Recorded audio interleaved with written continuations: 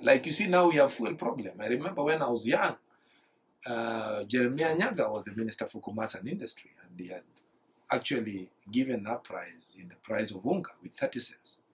Mzee waited until, I think, June 1 and said, even my minister has given a high price in unga. From today onwards, I've reduced it with another 30 cents. It was a big day for Kenyans.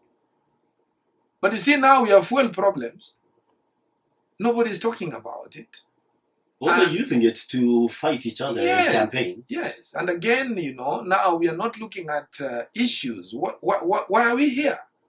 That should be the position. You see, I'm talking to you as an investigator. As we don't comment, we look at why are we here. Jacob. See ati wewe unakimbia hivi, mwingine anakimbia hivi, and look at our state of the nation. 2027 tutaanza kuambiwa mambo ya jembe because now we've seen wheelbarrow. Alafu ukituongelesha vizuri na utupeleke na rien, tutakuwa tunasema baba pote asubuhi, lunchtime na jioni. After now the youth have been like a curse because they have not been given the requisite tools to be able to contribute properly to the society. You see that we not only wanted to create a youth department, but a ministry.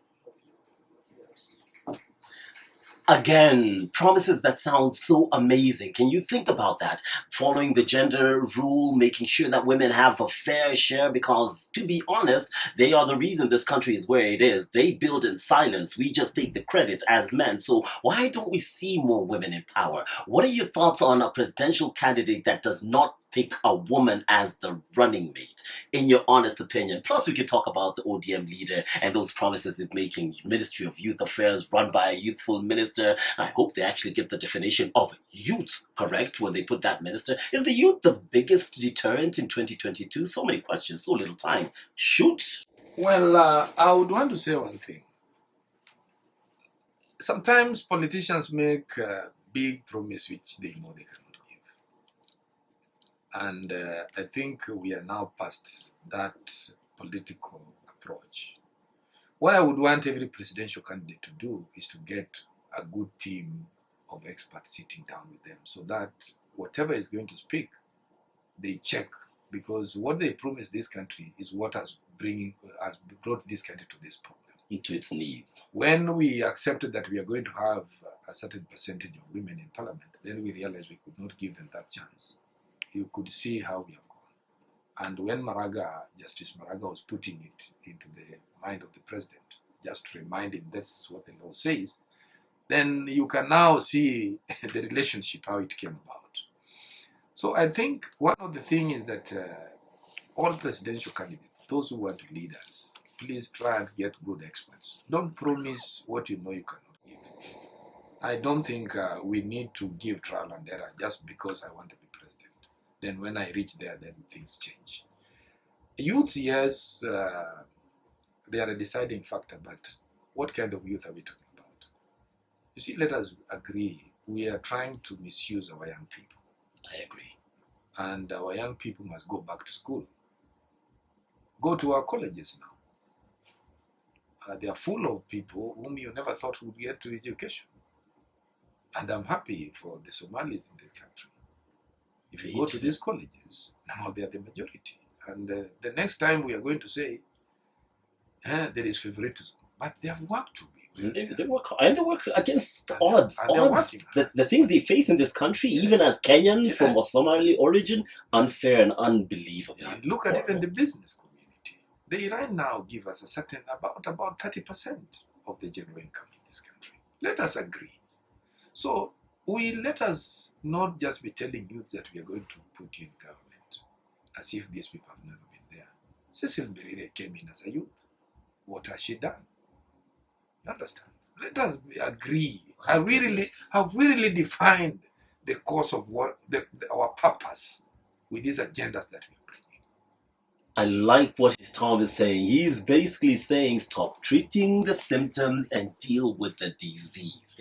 Period. Dr. Francis Atwoli shall help the community negotiate our stakes. If you are not a presidential candidate, do not place yourself as a strategic negotiator. Mimi niliambia Mudavadi na Wetangula tuungane pamoja tuunge chama kimoja. Vyama vya nyumbani hakuna mahali zinae na muandike siku hii. Wewe pita hapa Lugari, ingia hapo Nandi, uende Nakuru, Nairobi, uende Mombasa. Ukitoka huko usikie watu wanaongea nini. Wanasema utapata president kutoka wapi? Okay, so we all know about the focus that's on Mount Kenya, but Yes. the Western region is also another region of contention because it also has a big battle for votes and voters and influencing the elections. Kakamega Governor Wycliffe Oparanya there dismissing regional parties, while a group led by Vihiga Governor Wilbur Ochilo appointed COTU Secretary General Wycliffe Atwoli to be the region's political broker or negotiator. Western Kenya, that vote always been fractured into smaller regions. We know that. It looks like 2022 could be following suit, or do you see a deterrent from the norm? I think that is where now candidates are messing, because they are thinking that Central Kenya is the main power vote. And even if you look at the Kalenjin community, they're a powerhouse. Look at the Kambas, they're a powerhouse. So I think one thing that our leaders need to do is to rebrand. Let us have values as the topical issues as opposed to approaching regions. I would actually like a way on how you want to approach a region with economic values. Like now, Central would say, this is where we are. We need to have you promising us that our coffee would go up to London, and on a daily basis, we would want to see our tea back in every level, where we are able to access money at cooperative level and see that we also get as a subsidizing position in terms of inputs. Those are the values that I would think candidates, if they approach in regions, would be a more key thing. I would be thinking that the presidential candidate would be talking about Nyanza. You want to bring us back in our sugar level, sugar cane production, that the industries are going to work. Because I want you to know that white sugar used to be produced by Miwani, and that is the industrial sugar, which means we could actually give a production in a very, which could build up industries. But look at it. We have sugar that come from Pakistan, Brazil, and sells cheaper than our own production. Does it mean that we are dishonest to our own farmers? These are the values I would want candidates to be addressing. When you want to tell me about a region because of a population, then I think you are taking us back. Again, brings me to think, they said you can have heaven on earth. They didn't mean the entire earth. They omitted the fact that it won't be in Kenya, because Kenya operates totally different. I love your views, but this is a different country. I'm looking at the time, so very quickly. I want to address a story that I hear on the streets. Yes. A lot of concern about security ahead of 2022, the general election, right? And it stems from post-election violence back in 2007, in which the warring communities was viewed as Kalenjin and Kikuyus. They are at loggerheads this time round. A lot of people are proclaiming, again, word on the street, we were lucky last time round because we had two people from those two big communities on the same side. They are pretty much on opposing sides. Is there a reason for us to be worried from a security expert? I would want to tell you one thing. There is a very good team in the National Security Intelligence. And I know they are going to advise. This time around, they must not only advise, they must look on how they can frame up the political position in that candidates, the presidential candidates, must not be given freedom to speak what is not speakable.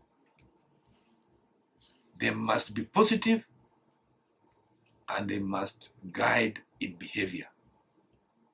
And in any case, you give an utterance that may also disqualify your own safety, then on that basis, you must be answerable. So I want to give Kenyan confidence that, one, the security, there is top organ in this country. The National Security Council must sit down. They must get data from the National Security Intelligence.